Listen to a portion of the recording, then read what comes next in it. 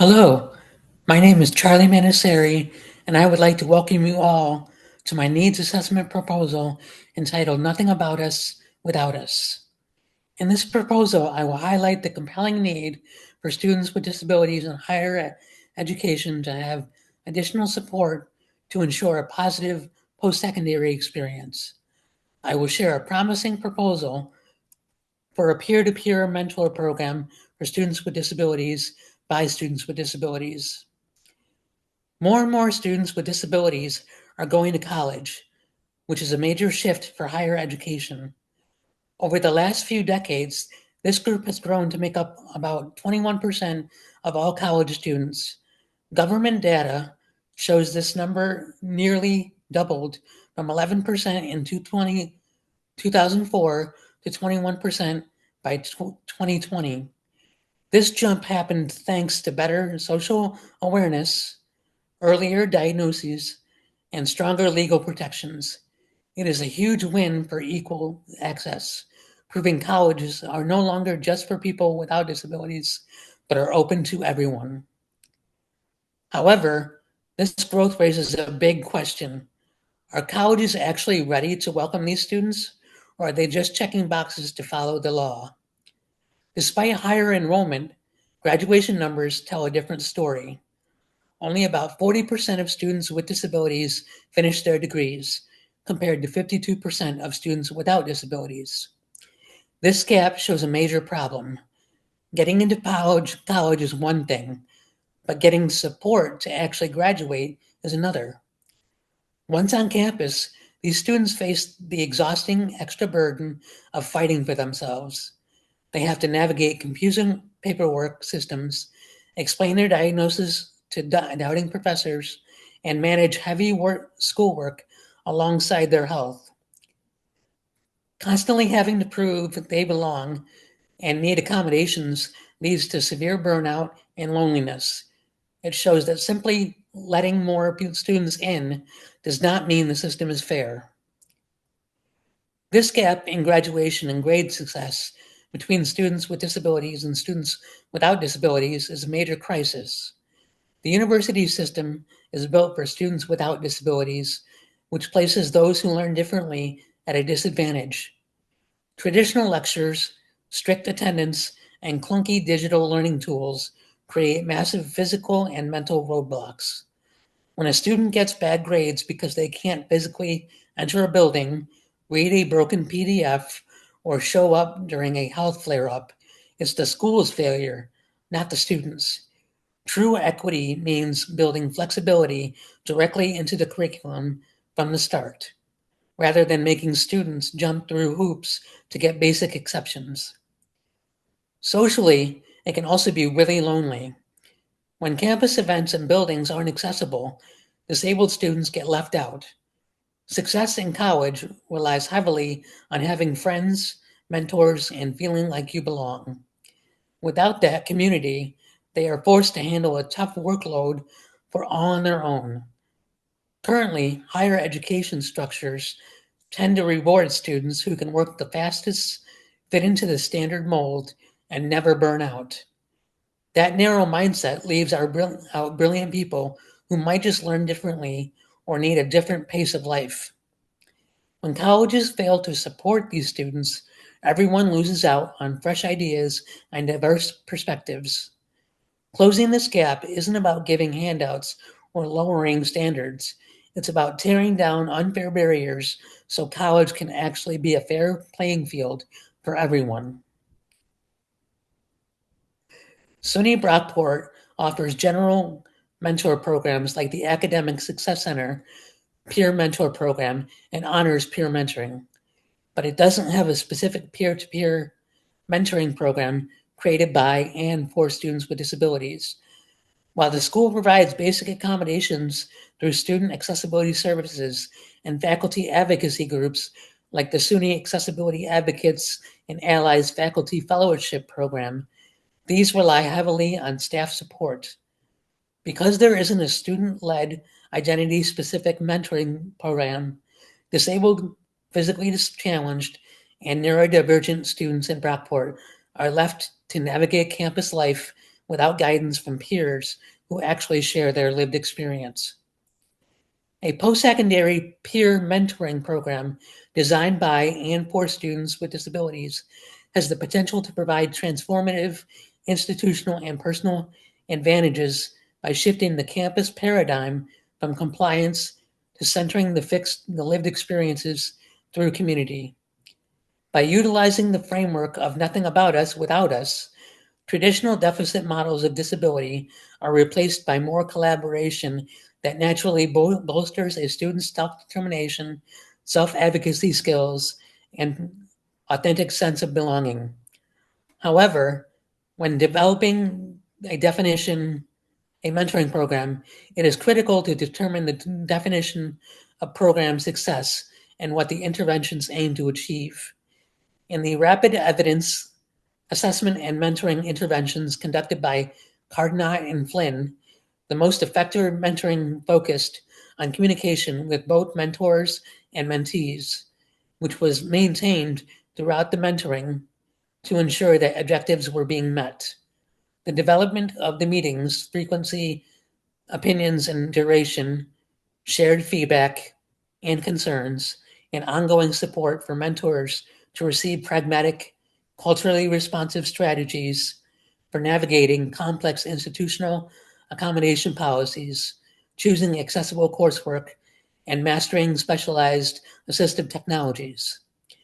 This cultivates highly transferable professional management and systemic advocacy skills that serve them well into their careers. Ultimately, this peer-led dynamic leaves an impact on the university, prompting administrators to improve institutional support services, drive cultural competency, and evolve the broader campus ecosystem into a genuinely universally designed space where all learners can autonomously thrive.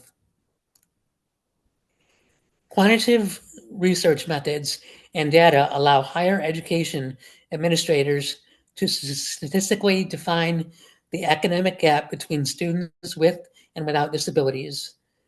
By analyzing large-scale data sets, such as GPA distributions, course failure rates, and retention statistics, institutions like Brockport can isolate disability status to reveal significant disparities. For example, evidence shows that students with disabilities are more likely to fail courses and often have GPAs that are nearly half a point lower than their neurotypical peers. These statistical insights transform anecdotal observations into objective evidence, providing the achievement gap is a proving that the achievement gap is a systemic issue requiring targeted structural support rather than individual shortcomings.